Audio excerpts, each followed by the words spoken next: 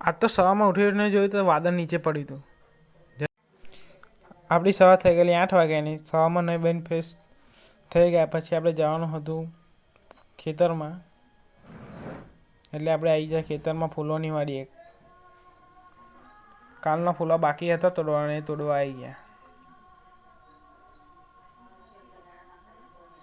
પછી ફૂલો તોડવાનું ચાલુ કર્યું આપણે.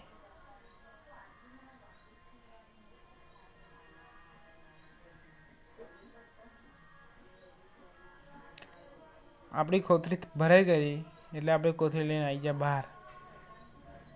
પછી કોથળીનું વજન કરીને પછી કામ થઈ ગયેલું પૂરું એટલે અમે આવી ગયા ઘેર. પછી આપણે જવાનું હતું ખેતરમાં તમાકુના કામ માટે. એટલે આપણે બેસી ગયા ટ્રેક્ટરમાં. પછી આપણે આવી ગયા ખેતરમાં. તમાકુ નેદવાનું હતું એટલે બહુ માણસ આવ્યા હતા.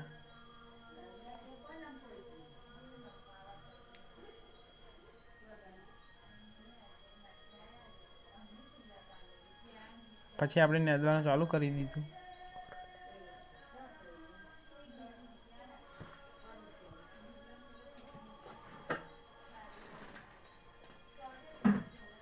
જોઈ શકો તો બધા ઓરમાં બેસી ગયા હતા નેદવા.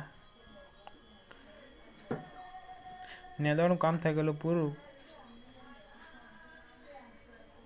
એટલે આપણે જવાનું હતું ઘેર તરફ.